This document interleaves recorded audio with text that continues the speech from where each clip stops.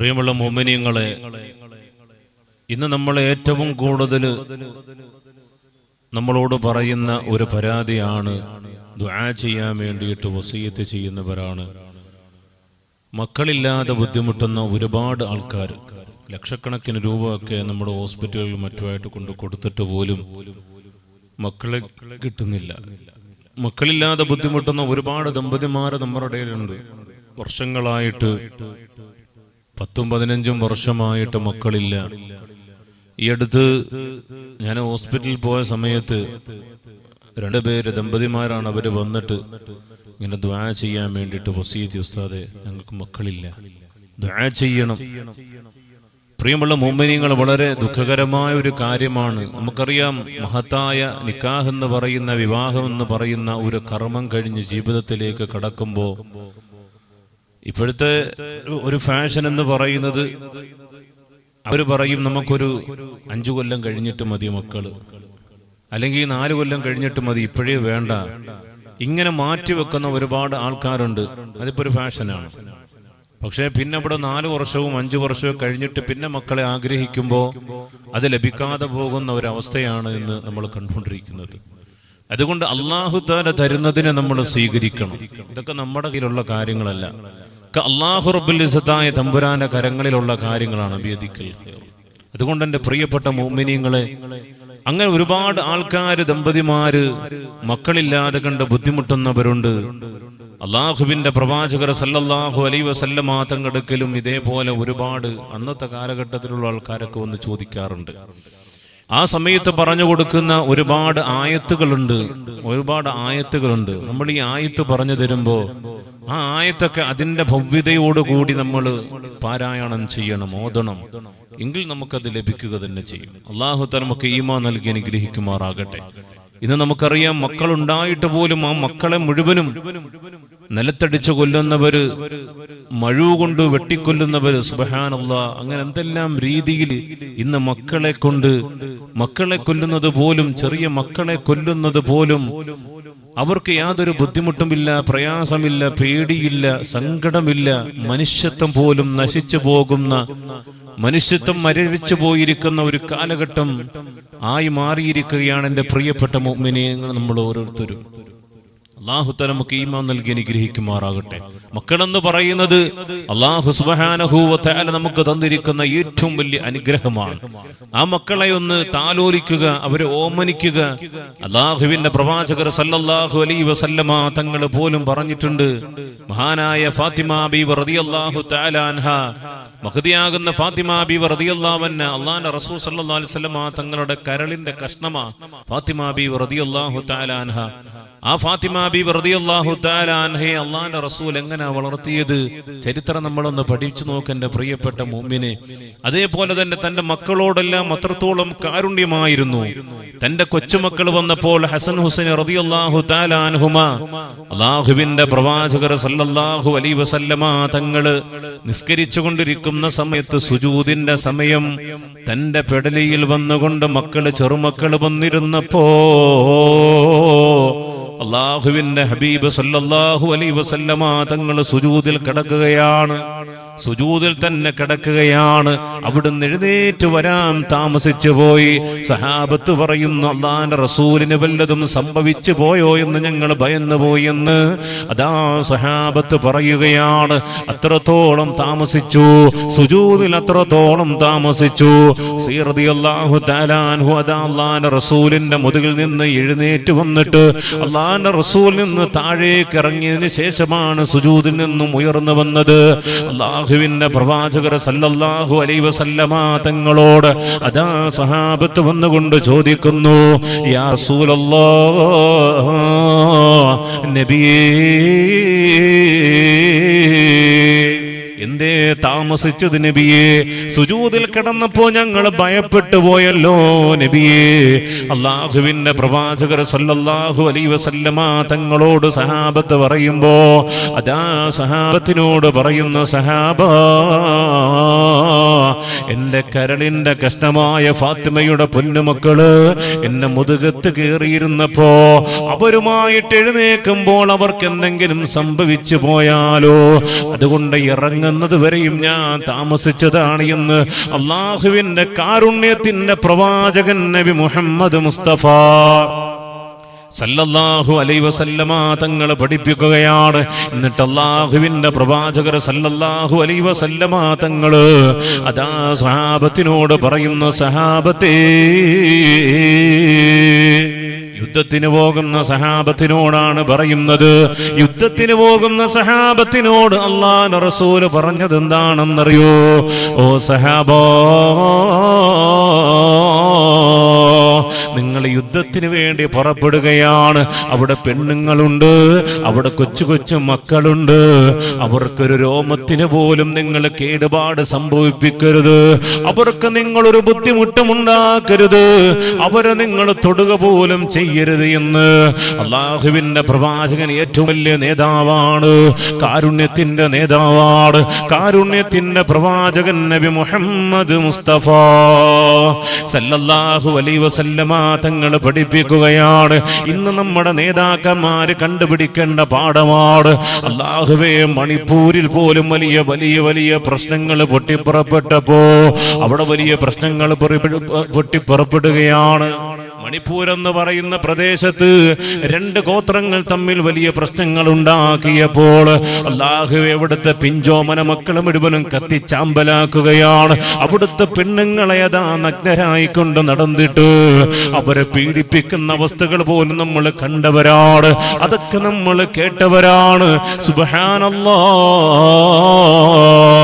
നമ്മുടെ നേതാക്കന്മാര് കണ്ടുപിടിക്കട്ടെ. അല്ലാഹുവിന്റെ പ്രവാചകർ സ്വല്ലല്ലാഹു അലൈഹി വസല്ലമ തങ്ങള് അതാ സഹാബത്തിനോട് പറയുകയാണ്, ഓ സഹാബാ, നിങ്ങൾ യുദ്ധത്തിന് വേണ്ടിയിട്ട് കടന്നു പോകുന്ന സമയത്ത് ആ രാജ്യത്തുള്ള പെണ്ണുങ്ങള്, ആ രാജ്യത്തുള്ള പൊന്നുമക്കള്, അവരെ ഒന്നും നിങ്ങൾ ചെയ്തു പോകല്ലേ സഹാബ എന്ന് അല്ലാഹുവിന്റെ പ്രവാചകർ സല്ലല്ലാഹു അലൈഹി വസല്ലമ തങ്ങൾ സഹാബത്തിന് നിർദ്ദേശം കൊടുക്കുകയാണ്. മക്കളോട് അത്രയും കാരുണ്യമായിരുന്നു, മക്കളോട് അത്രയും കാരുണ്യമായിരുന്നു. അതുകൊണ്ട് പ്രിയപ്പെട്ട ഉമ്മമാരോട്, സഹോദരിമാരോട്, നമ്മുടെ മക്കള് നമ്മുടെ അനുഗ്രഹമാണ്. അല്ലാഹു തആല തന്നിരിക്കുന്ന ഏറ്റവും വലിയ അനുഗ്രഹമാണ്. ആ മക്കളെ നിങ്ങൾ നല്ല രീതിയിൽ വളർത്തണേ ഉമ്മ. മക്കളില്ലാതെ ബുദ്ധിമുട്ടുന്ന ഒരുപാട് ദമ്പതിമാരുണ്ട്, സഹോദരിമാര്. അല്ലാഹുവേ, അവരോട് അല്ലാഹുവിന്റെ റസൂല് പറയുകയാണ്, വിശുദ്ധമായ ഖുർആൻ എടുത്തു വെച്ചുകൊണ്ട് നിങ്ങൾ ഓദിക്കുക. ശുദ്ധമായ ഖുർആൻ എടുത്ത് ഓതുക. ഏതാ ആയത്തെന്നറിയോ? ഹുനാലിക ദഅ സക്കരിയ റബ്ബഹു ഖാല റബ്ബി ഹബ്ലി മിൻ ലദുൻക ദുർരിയതൻ തയ്യിബതൻ ഇന്നക സമീഉദ് ദുആ فنادته الملائكة وهو قائم يصلي في المحراب أن الله يبشرك بيحيى مصدقا بكلمات من الله وسيدا وحصورا ونبيا من الصالحين قال رب أنى يكون لي غلام وقد بلغني الكبر وامرأتي عاقر قال كذلك الله يفعل ما يشاء وإني خفت الموالي من ورائي وكانت امرأتي عاقرا فهب لي من لدنك وليا يرثني ويرث من آل يعقوب واجعله ربي رضيا يا زكريا إنا نبشرك بغلام اسمه يحيى لم نجعل له من قبل سميا قال رب أنى يكون لي غلام وكانت امرأتي عاقرا وقد بلغت من الكبر عتيا قال كذلك قال ربك هو علي هين وقد خلقتك من قبل ولم تك شيئا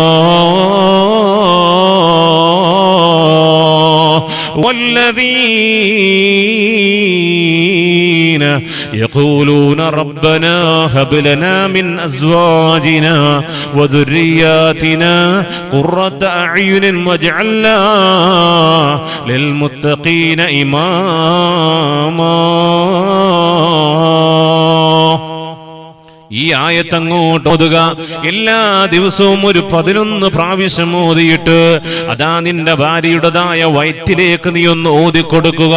അള്ളാഹുവിന്റെ വിശുദ്ധമായ ഖുർആനിന്റെ മുഅ്ജിസത്ത് കൊണ്ട് മഹാനായ സക്കരിയ നബി അലൈഹിസ്സലാത്തു വസ്സലാമിന് അല്ലാഹ് സന്താനത്തെ കൊടുത്തവനാണ്. അല്ലാഹുവേ ഖലീലുല്ലാഹി ഇബ്രാഹീം അലൈഹിമുസ്സലാത്തു വസ്സലാം ഏറ്റവും വലിയ പ്രായത്തിന്റെ ആധിക്യം മൂത്തുകൊണ്ടിരിക്കും. അല്ലാഹുവേ ഒരിക്കലും ഇനി സന്താനമുണ്ടാകില്ല എന്ന് അതാ വിശുദ്ധമായ ഖുർആനിൽ കൂടി നമ്മുടെ ചരിത്രം പഠിച്ചവരാണ്. ഇബ്രാഹിം നബി പറഞ്ഞല്ലോ, ഒരിക്കലും എനിക്കതാ മക്കളുണ്ടാകാൻ സാധ്യതയില്ല. കാരണം വല്ലാത്ത പ്രായത്തിലേക്ക് ഞാൻ കടന്നിരിക്കുകയാണ്, ഞാൻ വൃദ്ധനായിരിക്കുകയാണ്, എന്റെ ഭാര്യ അതിലും വലിയ വൃദ്ധയായിരിക്കുകയാണ്. അതുകൊണ്ട് റബ്ബേ എങ്ങനെയാ എനിക്ക് മക്കളുണ്ടാകുന്നതെന്ന് പറഞ്ഞുകൊണ്ട് സങ്കടപ്പെട്ടവര് സക്കരിയ നബി അലൈഹിസ്സലാത്തു വസ്സലാമിന് അല്ലാഹുവേ അവർക്കെല്ലാം അല്ലാഹു തആല സന്തോഷ വാർത്ത അറിയിച്ചല്ലോ, മക്കളെ കൊടുത്തുകൊണ്ട് സന്തോഷ വാർത്ത അറിയിച്ചല്ലോ. അതുകൊണ്ട് മക്കളില്ലാതെ ബുദ്ധിമുട്ടുന്ന ദമ്പതിമാരുണ്ടെങ്കിൽ ഒരിക്കലും നിങ്ങൾ പ്രയാസപ്പെടേണ്ടതില്ല, ഒരിക്കലും നിങ്ങൾ ബുദ്ധിമുട്ടേണ്ടതില്ല. അല്ലാഹുവിന്റെ വിശുദ്ധമായ ഖുർആൻ നിങ്ങളുടെ നെഞ്ചോട് ചേർത്ത് പിടിക്ക്. ഈ ആയത്തുകൾ അങ്ങോട്ട് ഓതിക്കൊടുക്ക്. നല്ലതുപോലെ 11 പ്രാവശ്യം ഈ ആയത്ത് അങ്ങോട്ട് ഓതിക്കോ. എന്നിട്ട് നിന്റെ ഭാര്യയുടേതായ നിന്റെ ഭാര്യയുടേതായ വയറ്റിലേക്ക് ഒന്ന് ഓതിക്കൊടുത്തോ പൊന്നുമോനെ. അല്ലാഹു തആല നിനക്ക് സന്താന സൗഭാഗ്യം നൽകുന്നതാണ്. അല്ലാഹു തആല അനുഗ്രഹിക്കുമാറാകട്ടെ. അല്ലാഹു നല്ല മക്കളെ തന്ന് അനുഗ്രഹിക്കുമാറാകട്ടെ. എന്നിട്ട് അല്ലാഹുവിന്റെ പ്രവാചകർ സല്ലല്ലാഹു അലൈഹി വസല്ലമ തങ്ങളുടെ മുന്നിലേക്ക് അതാ മക്കളുടെ കാര്യം പറഞ്ഞുകൊണ്ട് കടന്നു വന്ന സഹാബത്തിനോട് പറയുകയാണ്, മക്കളെ കിട്ടിയാ മാത്രം പോരാ സഹാബ, വെറുതെ മക്കളെ കിട്ടിയാ പോരാ. എങ്ങനെയുള്ള മക്കളാണെന്നറിയോ? അതുകൊണ്ട് ദുആ ചെയ്തു, റബ്ബനാ അബ്ലനാ മിൻ അസ്വാജിനാ ദുർരിയാതിനാ ഖുർറത അഈനിൻ വജഅൽനാ ലിൽമുത്തഖീന ഇമാമാ. എപ്പോഴും ദുആ ചെയ്യണം, അല്ലാഹുവേ എന്റെ ഭാര്യയും എന്റെ മക്കളും എനിക്ക് കൺകുളിർമയുള്ളവരാക്കി മാറ്റണേ അല്ലാഹ്. നിന്നെ അനുസരിക്കുന്നവര്, നിന്നെ തൃപ്തിപ്പെട്ടുകൊണ്ട് ജീവിക്കുന്നവര്, അങ്ങനെയുള്ളവരാക്കി മാറ്റണേ അല്ലാ എന്ന് നിങ്ങൾ ദുആ ചെയ്യണേ സഹാബാ. എന്ന ആദരവായ നബി മുഹമ്മദ് മുസ്തഫ സല്ലല്ലാഹു അലൈഹി വസല്ലം, അല്ലാഹുവിന്റെ പ്രവാചകർ സല്ലല്ലാഹു അലൈഹി വസല്ലം തങ്ങൾ പഠിപ്പിക്കുക, മക്കളില്ലെങ്കിൽ ഞാൻ ഇപ്പൊ പറഞ്ഞ ആയത്ത് അങ്ങോട്ട് ഓതണം. ആയത്ത് ഓതി 11 പ്രാവശ്യം ആ വയറ്റിലേക്ക് അങ്ങോട്ട് ഓതി കഴിഞ്ഞാൽ ഇൻഷാ അല്ലാഹ് അല്ലാഹു സുബ്ഹാനഹു വ തആല നിങ്ങൾക്ക് സന്താന സൗഭാഗ്യം കിട്ടും. എന്നിട്ട് വെറുതെ ഇരുന്നാ പോരാ, നല്ലതുപോലെ ദുആ ചെയ്യണം. അല്ലാഹുവിനോട് ദുആ ചെയ്യണം, റബ്ബനാ ഹബ്ലനാ മിൻ അസ്വാജിനാ വ ദുർരിയാതിനാ ഖുർറത അയ്യുനിൻ വജഅൽനാ ലിൽ മുത്തഖീന ഇമാമാ.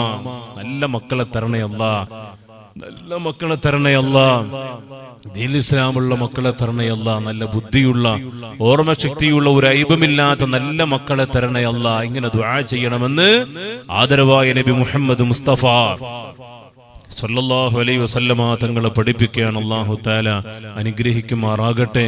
അല്ലാഹു തആല നമ്മുടെ ദുആയൊക്കെ സ്വീകരിക്കുമാറാകട്ടെ. നമ്മുടെ പ്രവർത്തനങ്ങളൊക്കെ അല്ലാഹു തആല സ്വീകരിക്കുമാറാകട്ടെ. ആമീൻ യാ റബ്ബൽ ആലമീൻ.